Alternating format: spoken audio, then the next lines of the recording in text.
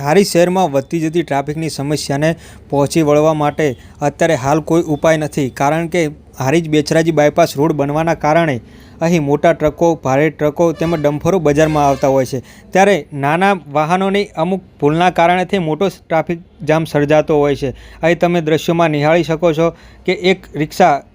ગલત ફહેમીના લીધે રોંગ સાઈડમાં આવી જતાં મોટો ટ્રાફિક જામ સર્જાયો હતો, જેના કારણે 10 થી 15 મિનિટનું ટ્રાફિક અહીં જોવા મળ્યું હતું। ટ્રાફિકને પહોંચી વળવા માટે ટ્રાફિક બ્રિગેડના જવાનો અહીં ખડે પગે રહેતા હોય છે, પણ નાના મોટા વાહનોને કારણે બહુ મોટી અડચણ ઊભી થતી હોય છે અને અમુક નાસમજ લોકો પોતાનું વાહન ગલતફહેમીપૂર્વક હંકારી અને મોટો ટ્રાફિક જામ કરતા હોય છે। અહીં ટ્રાફિક જામને પહોંચી વળવા માટે સ્થાનિક પોલીસ તેમજ આજુબાજુના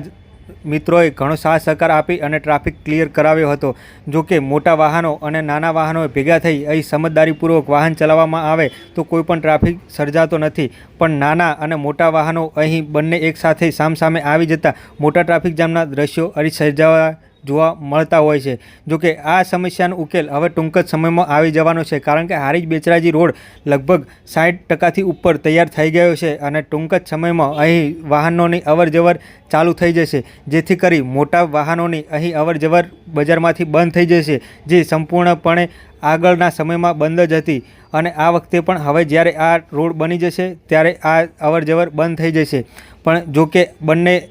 નાના અને મોટા વાહનોને અહીં સારી રીતે સંભાળવા માટે ટ્રાફિક બ્રિગેડના જવાનો અને હારીજ પોલીસ તત્પર અહીં ખડે પગે હાજર રહી છે અને સરસ કાર્ય કરી રહી છે।